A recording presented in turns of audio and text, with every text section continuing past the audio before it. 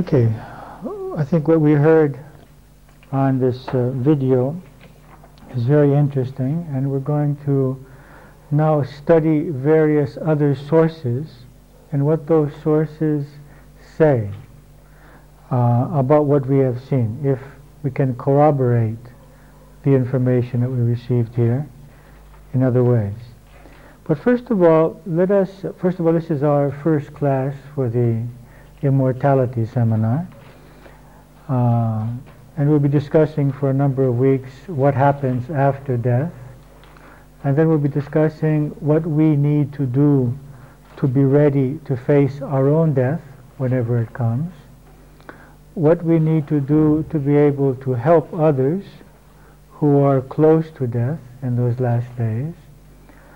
And what we can do to cope with the loss of loved ones. And if we have time, we'll be doing a simulated death experience at the end. Okay? First of all, what is the benefit of studying death? First of all, it's the only sure thing in our lives. From the moment we are born, anything is possible in our lives. Anything may happen or may not happen. We may get married, we may not get married. We may live many years or not. We may have some profession or another profession. We may live in one place or another place. But the only thing that is 100% sure is that we're going to die.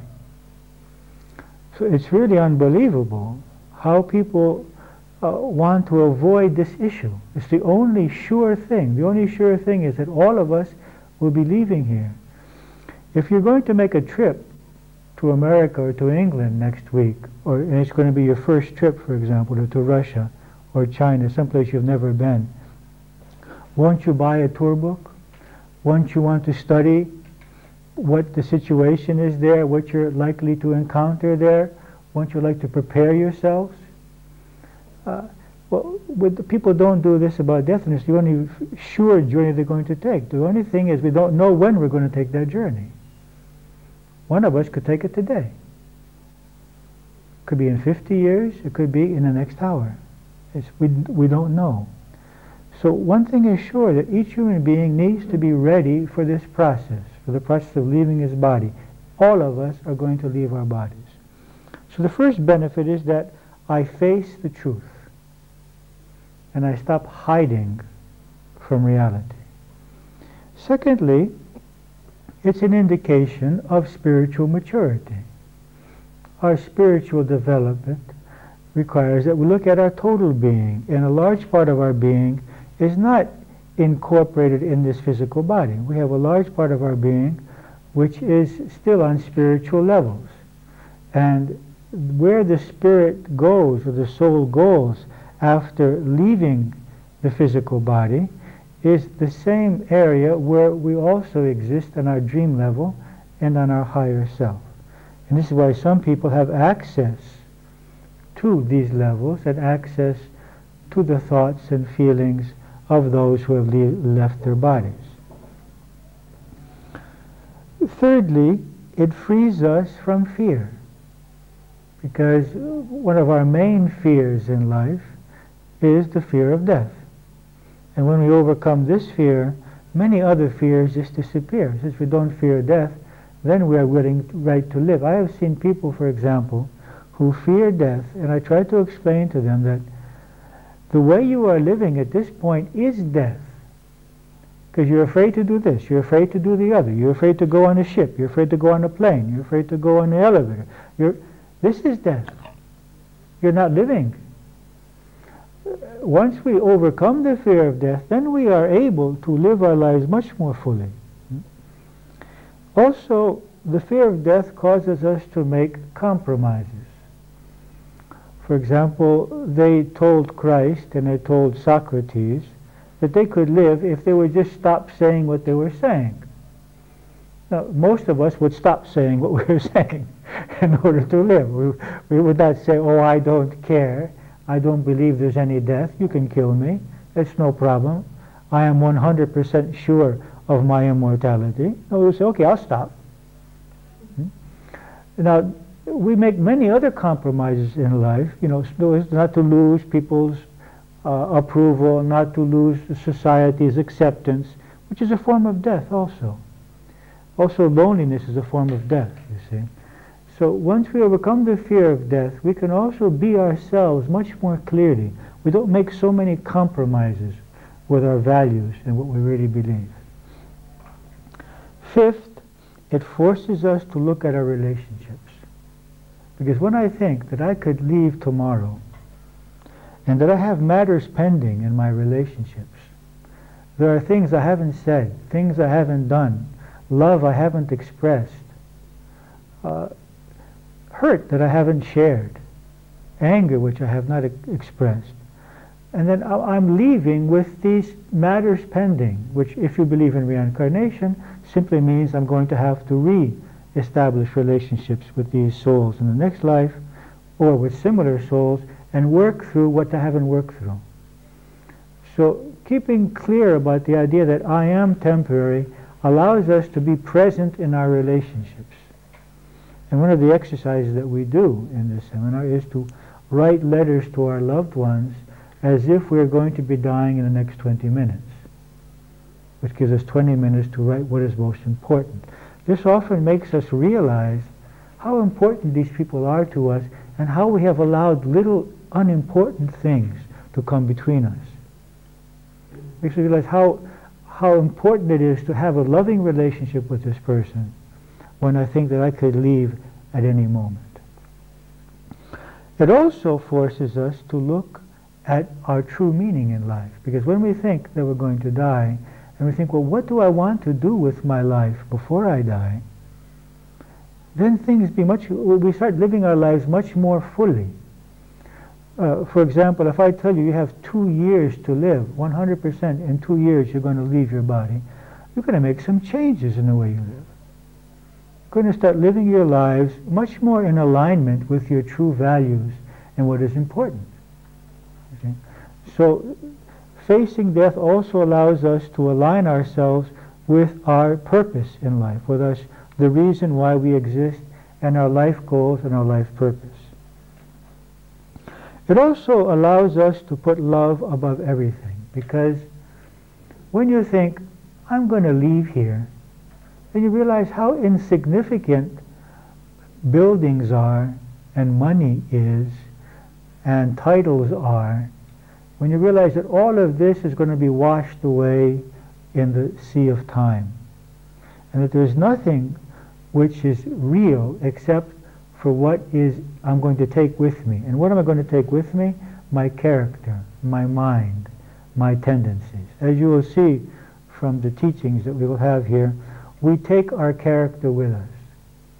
So it becomes obvious that the greatest treasure is the treasure of our character. To develop inner peace, to develop love, to develop honesty, to develop inner strength. And this is what really matters while I'm in the body. And everything is put into perspective. Also, by studying this, we will be ready. We will be ready for two things. We will be ready for the moment of leaving, which is considered the most opportune moment for enlightenment. It's called the Mahasamadhi, the moment in which, if we are focused on the divine, on the light at that moment, we can transcend many levels of consciousness and unite with God. And secondly, in the case that we are not able to do that, we are more ready for what we will encounter in the after-death environment, so that we can function in that environment more effectively. Because we will all be confronted with an environment which is the product of our mental programmings, as now we are confronted with such a program. And as our dreams are nothing more than an environment created by our mental programmings. And so the after-death state is very similar to the dream state. And anyone that learns to function in their dream state can function in the after-death state. And also, very importantly, we will be able to help our loved ones and others, even strangers, pass into the next dimension in a peaceful and conscious way.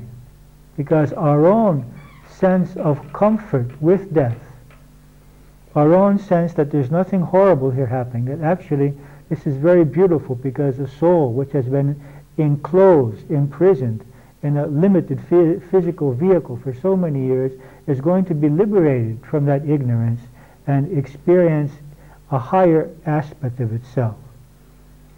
And so our peace and our optimism and our acceptance of death will allow the people around us to go through their process in a much more peaceful and constructive way. They can use that experience. So, in order to, first of all, the stimulus for me to do this research, which is now written in the book, The Mystical Circle of Life, which if you don't have it, I would suggest that you take it and read it, was the assassination of my own father 24 years ago, in which I looked at this body lying in our living room, and I said, well, where has this consciousness gone? Where is this energy which was yesterday walking, talking, experiencing life? And I decided to investigate, and I became amazed at how much information there is. Until that point I thought that death is this black curtain in which behind that we know nothing, but the reality is that there is an abundance of information about what happens after death and what exists. And what I said is that, okay, I'm going to investigate all these sources, and if they agree, that will be very interesting. It will be very interesting that if they agree, that means that they're all tuning into some common source, and if they agree, that creates that image of what happens after death much more clearly and much more convincingly.